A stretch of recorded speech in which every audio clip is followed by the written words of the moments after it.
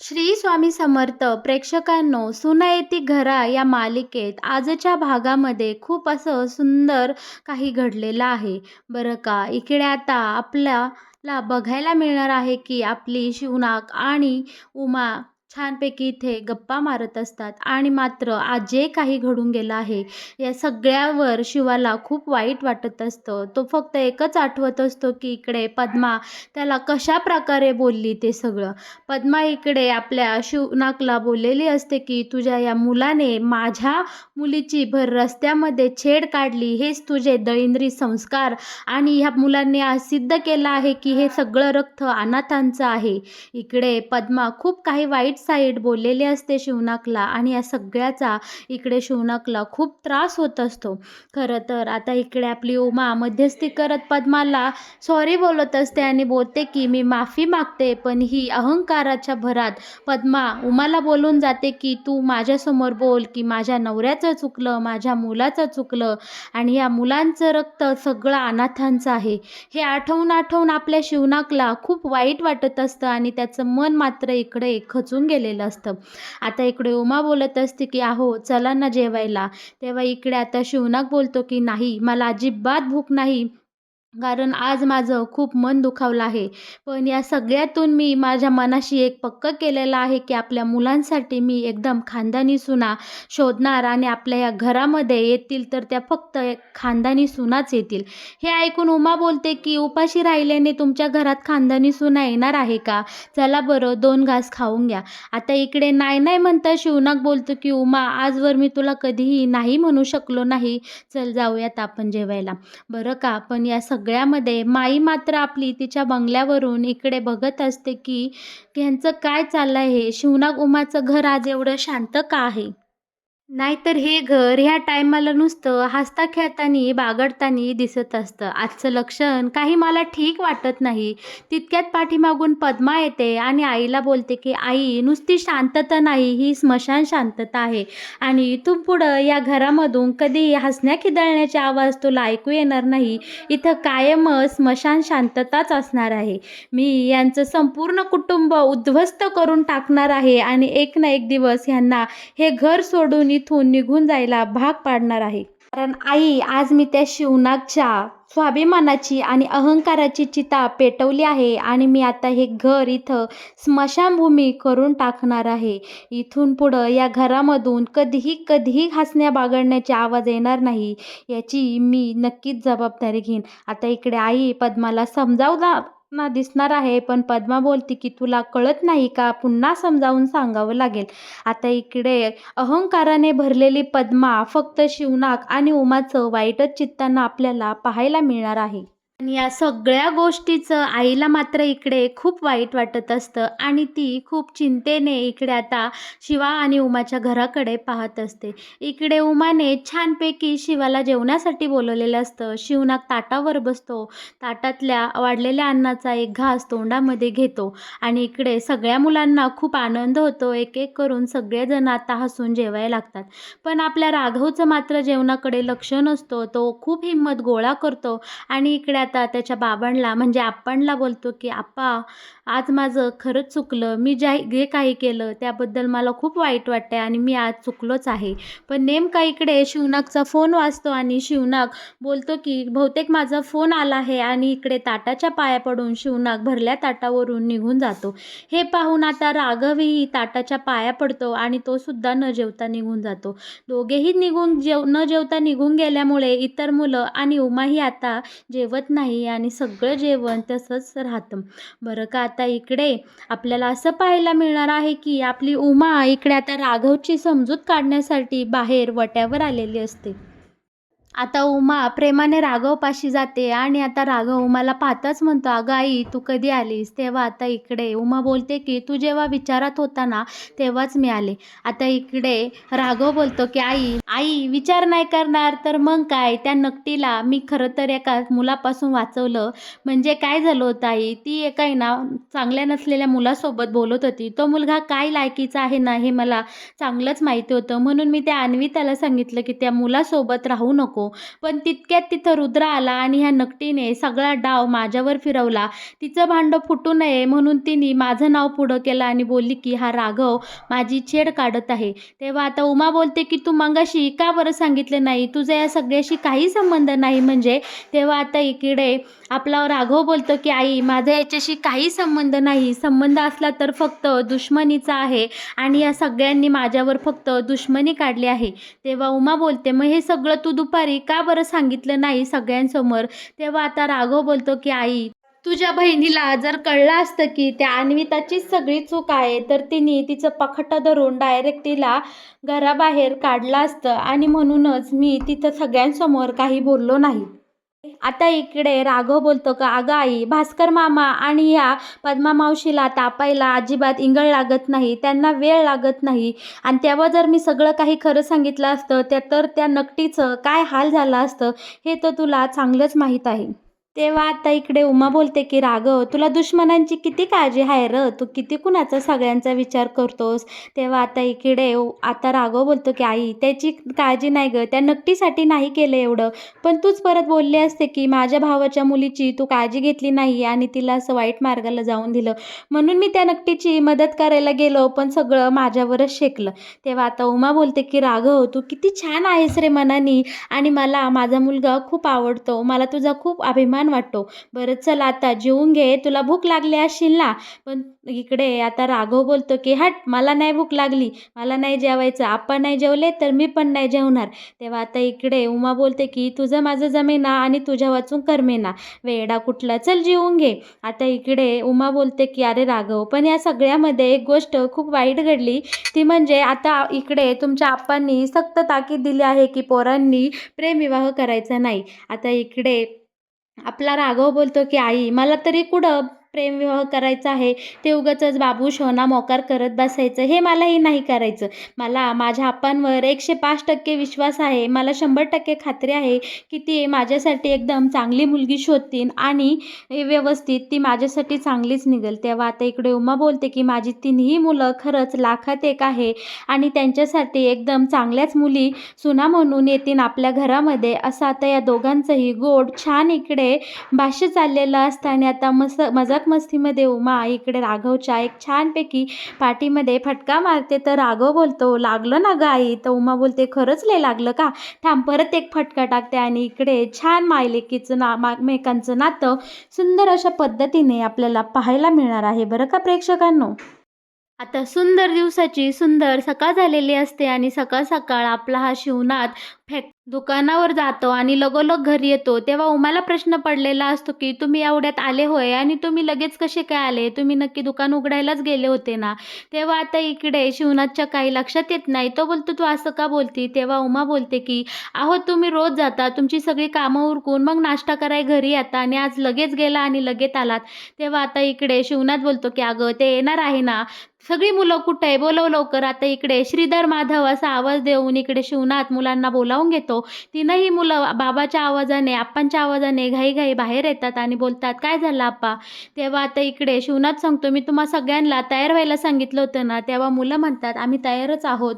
तेव्हा आता इकडे आपला राघव बोलत असतो की आप्पा मी तयार झालो आहे. तर इकडे आप्पा बोलतात ठीक आहे आणि इकडे त्याच्या मोठ्या मुलाला सांगतात की जा बरं पटकन कुर्ता घालून ये, छान दिस लवकर.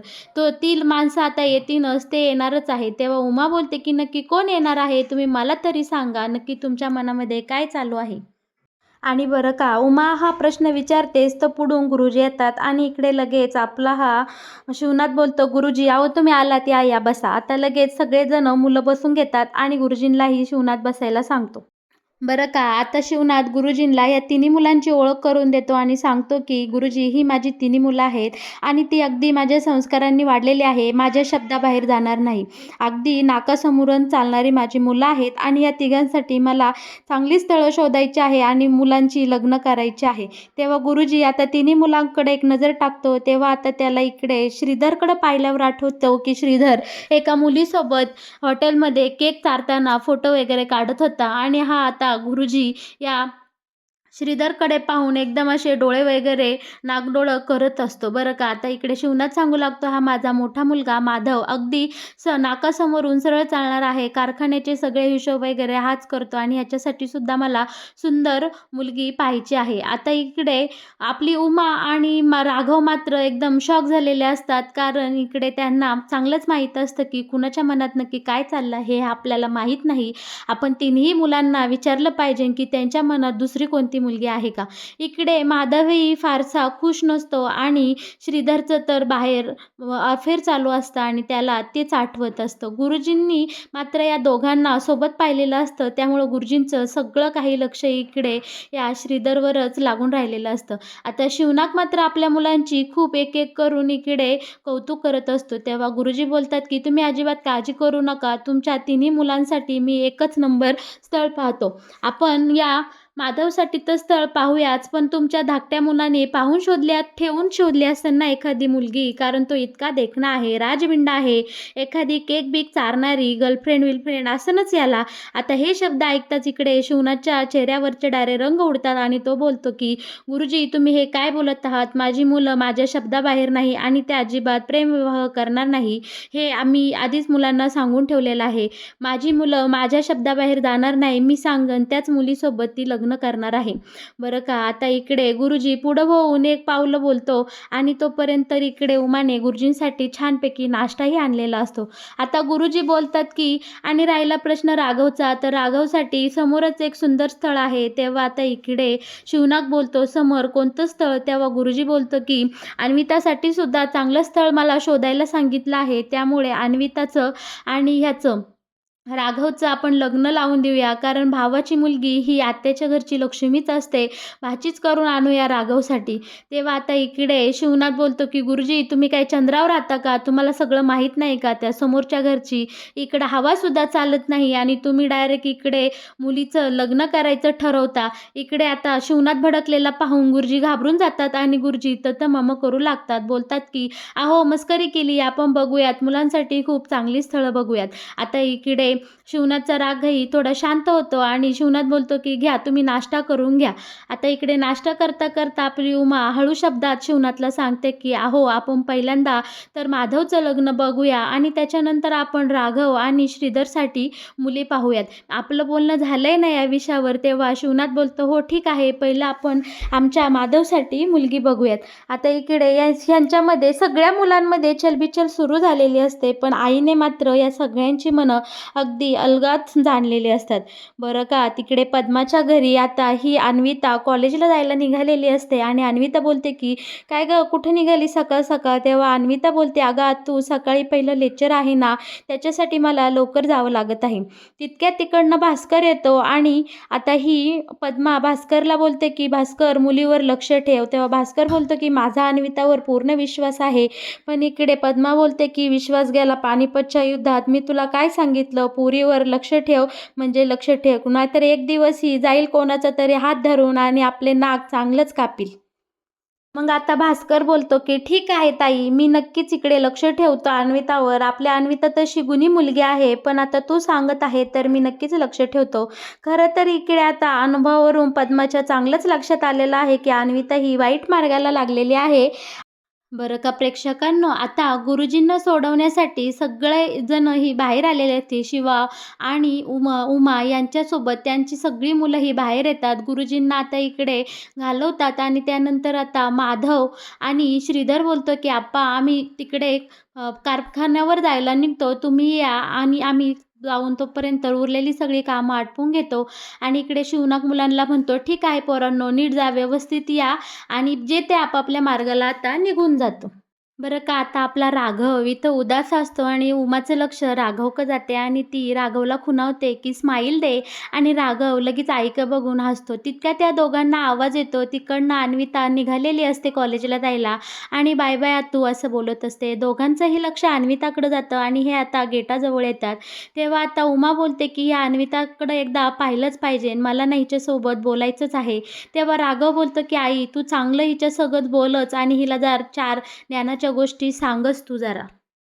आता आपला माधव इकडे कारखान्यावर आलेला असतो आणि माधवला फक्त त्याच्या आप्पांचे शब्द आठवत असतात. आप्पा बोललेले असतात की इकडे पद्माला निक्षून बोललेले असतात की या घरासाठी सुना फक्त मी आणणार, कुणीही प्रेमविवाह करायचा नाही. या सगळ्या शब्द मात्र आता इकडे मुलांच्या कानी गुंजू लागलेले असतात. तितक्यात आता माधव कारखान्यात येतो आणि बॅग तिथं बाजूला ठेवतो. या विचाराने त्याचं मन एकदम भारावून गेलेलं असतं. तितक्यात समोरच्या टेबलवरची मुलगी येते आणि बोलते की घरी काल सत्यनारायणाची पूजा होती, तुमच्यासाठी मी प्रसाद आणला आहे. आणि ती प्रसादाचा डबा डबा टेबलवर ठेवते. पण इकडे माधवचं अजिबात तिच्याकडे लक्ष नसतं, कारण त्याला राहून राहून फक्त एकच आठवत असतं की आप्पा बोललेले असतात की या घरासाठी सुना फक्त मी आणणार आणि या घरामध्ये मी ज्या सुना पसंत करीन तीच येणार, कुणीही प्रेमविवाह करायचा नाही. या सगळ्या प्रकरणामुळे इकडं माधव मात्र पूर्णपणे हलून गेलेला असतो आणि त्याला नक्की काय करावं आणि काय करू नये हे अजिबात सुचतच नसतं.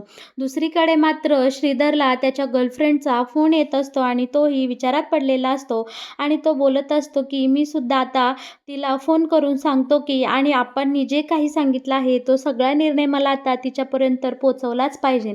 तेव्हा आता इकडे आपला श्रीधर सुद्धा विचारातच असतो. पण तितक्यात आता ह्याला फोन येतो तिकडनं आणि ती बोलत असते, मृदू बेबी किती वेळ झाले मी तुला कॉल करते आणि तू आज साधा मला फोनही केला नाही. तेव्हा आता इकडे ती बोलत असते की आज तू मला भेटायला येणार होता, तुझ्या लक्षात आहे ना आज आपण भेटणार आहोत. तेव्हा आता भेटणार हे शब्द ऐकताच इकडे श्रीधर बोलत असतो की नाही भेटू शकत नाही, ते तर जमणारच नाही. अगं तू काय बोलत आहे? आणि इकडे नक्की त्याला काय बोलावं त्याच्या गर्लफ्रेंडसोबत हे अजिबात सुचतच नसतं, कारण त्यांना फक्त त्यांच्या आप्पांनी बोललेले सगळे शब्द इकडे आठवत असतात. शिवाय सकाळ सकाळी गुरुजी येऊन गेलेले असतात आणि आप्पांनी त्यांना सांगितलं असतं की आमच्यासाठी माझ्या मुलांसाठी, माझ्या 3ही मुलांसाठी गुरुजी चांगल्यातल्या चांगल्या मुली बघा. माझी मुलं एकदम समोरून नाकासमोरून चालणारी आहेत, ते माझा शब्द कधीही खाली पडून देणार नाही आणि त्यांना ज्या काही मुली मी पसंत करीन त्यांच्यासाठी त्या मुलींसोबतच माझी मुलं लग्न करणार आहेत. आप्पांच्या या निर्णयामुळे खरं तर 3ही मुलांच्या पायाखालची जमीनच हादरली असते. पण आता हा फोनवर बोलता बोलता नक्की त्याच्या गर्लफ्रेंडला काय उत्तर देऊ आणि आप्पांना काय उत्तर देऊ, इकडे आता श्रीधरला काही समजत नाही आणि तो घाईघाईने फोन ठेवून देतो आणि आप्पांना म्हणतो की काही नाही, अर्जंट कामाचा फोन होता.